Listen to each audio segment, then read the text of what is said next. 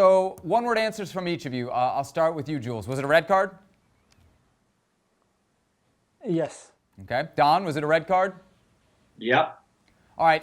If we assume that it was a red card, should have been a red card, surely everybody on the Manchester United technical staff saw that. A lot of people saying that Ole Gunnar Solskjaer should have taken Fred off at the half. Don, you agree? No, totally. Sebi, you have a perception when you're watching the game, and Ole's got Michael Carrick on the bench with him. He's got guys that have played the game on the bench with him. The manager should see this, especially when you take into context of where Fred plays. Fred's not a winger that might make one or two fouls a game. He's a central midfield player. He's an aggressive midfield player that likes to tackle. And as Jules said, he should have been sent off from the headbutt, which I think was on 25 minutes. 5 minutes later, he could have been sent off in a 50-50 with the same player, Paredes. And then you get to half-time, and you must know that Fred's going to make one or two more tackles in the second half. It's what every midfield player does. So the chances are Fred is going to get sent off in the game. And I couldn't believe when I seen him come up for the second half. It was one of the most straightforward calls I think I've ever seen in football, where you just knew you were watching that game. It was a chance for either Matic to come on, or Pogba, or Van der Beek. Take your pick. Probably Matic being a holding midfield player. And I was stunned that Ole left him on. Speaking of managers, Jules, did Ole's opposite number, Thomas Tuchel, save his job with the result? Yeah, I think so. Just quickly on Ole Gunnar Solskjaer. At the end of the first half, Maguire goes to see Fred and said, "Hey, you have to calm down. You can't keep going like this and tackling." And after they came back out of the tunnel for the second half, the referee himself goes to see Fred and said, "You need to calm down because I've got my eye on you. I have to because of that first half."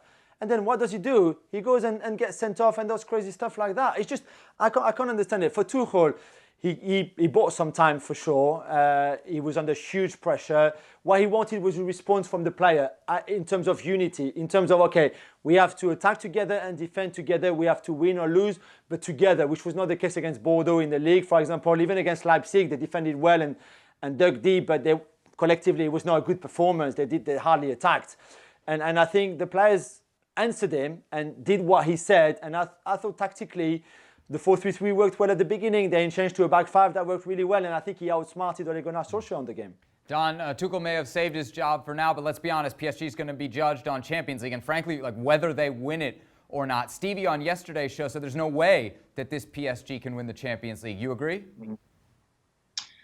Listen, I wouldn't say no way, but I think it's highly unlikely. I do. I think there's better teams, and individually, PSG will always, give any team a game. That's for sure, because of the standard of the players they've got.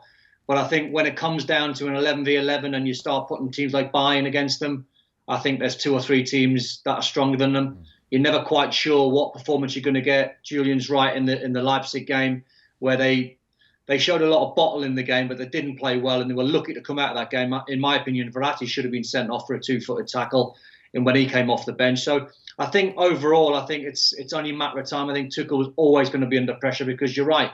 PSG will be, and Tuchel will be judged on what he does in the Champions League.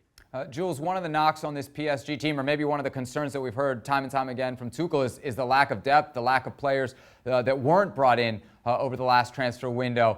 Given that, is there some bit of ruining from PSG of the fact that they let guys like Cavani, Thiago Silva go, and now we see what they're doing elsewhere, and PSG doesn't have those options? Yeah, of course, that's a fair point.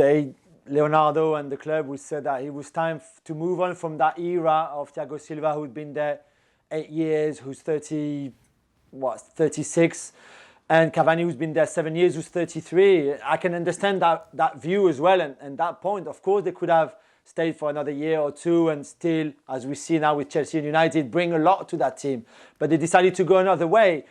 What we saw at Old Trafford, which I like, is Rafinha came on, had a really good impact on the game. Even under Herrera, who's one of the most intelligent players that they can have, such a team player as well, comes on and has a positive impact as well. Of course, you could always have more depth, and certainly in certain positions like fullbacks, for example. But the other thing that we can't forget is that Thomas Tuchel has never been at all able this season to play strongest 11. Never, at no point, because of COVID, because of injuries, because of suspension. He hasn't been able so far to play strongest 11.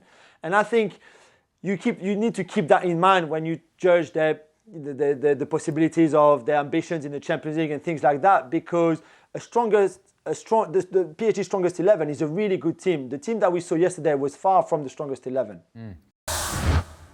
Well, thank you very much for watching ESPN on YouTube. For more sports highlights and analysis, be sure to download the ESPN app. And for live streaming, premium content, and let's not forget as well, ESPN FC 7 days a week. Subscribe to ESPN Plus.